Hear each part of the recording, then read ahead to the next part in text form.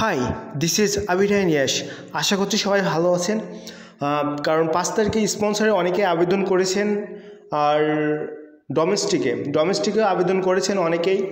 তো যারা এখনও পর্যন্ত রিসিভও পাননি এবং অনেকেই রিসিভ পাইছেন, অনেকেই রিসিভ পাননি। আমাকে অনেকে মেসেজ করছেন আমার ফেসবুক পেজে যে আবির ভাই আমি স্পন্সরে আবেদন করেছি, আবির ভাই আমি ডোমেস্টিকে আবেদন করেছি, এখন পর্যন্ত আমি রিসিভ পাইনি। কয়েকজন বলছেন আমি রিসিভ পাইছি। তো একটা মালিকে ৩টার বেশি আবেদন করতে পারবে না, এবার একটা মালিকে ৩টার বেশি আবেদন করতে পারবে না।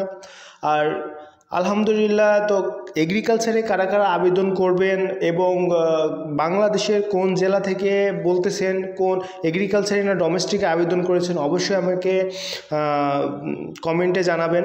কেউ যদি আপনাদেরকে বলে আমি স্পন্সরে এবং ডোমেস্টিকে আবেদন করে দিব স্পেশালভাবে, আপনারা কেউ বিশ্বাস করবেন না, মনে করবেন প্রতারণা করতেছে আপনার সাথে। কারণ আবেদন স্পন্সর এবং ডোমেস্টিকে আবেদন কিন্তু শেষ হয়ে গেছে, আর কিন্তু হবে না, ডেট পার হয়ে গেছে, আর কিন্তু হবে না। কেউ যদি আপনাদের বলে যে আমি 100% গ্যারান্টি দিছি স্পন্সরে আবেদন করে দিব বা ডোমেস্টিকে আবেদন করে দিব, তাহলে মনে করবেন যে সে ফেক বলতেছে, কখনোই আপনারা বিশ্বাস করবেন না।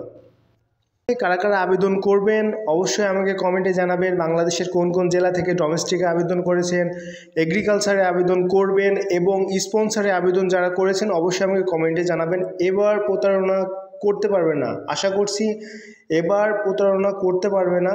কারণ এবার আইন নিয়ম কারণ অনেক জটিলতা, কারণ সরকার খুব ভালোভাবেই এইটা উদ্যোগ নিয়েছে যে কেউ যাতে প্রতারণার শিকার না হয়। যারা আমার ফেসবুক পেজ থেকে দেখতেছেন অবশ্যই আমার পেজটিকে ফলো দিয়ে মেসেজ দিবেন। যারা আমার ইউটিউব চ্যানেল থেকে দেখতেছেন অবশ্যই চ্যানেলটিকে বেশি বেশি করে সাপোর্ট করবেন, বেশি বেশি করে শেয়ার কমেন্ট করবেন, অবশ্যই আমাকে জানাবেন। এর আগে আমি অনেক ইনফরমেশন আপনাদের দিয়েছি এবং ভবিষ্যতে দিব। চাই আমার সকল বাংলাদেশি ভাইরা যেন ইতালিতে আসতে পারে, আমি সেই দোয়াই করি আমার সকল বাংলাদেশি ভাইরা যেন ইতালিতে আসতে পারে।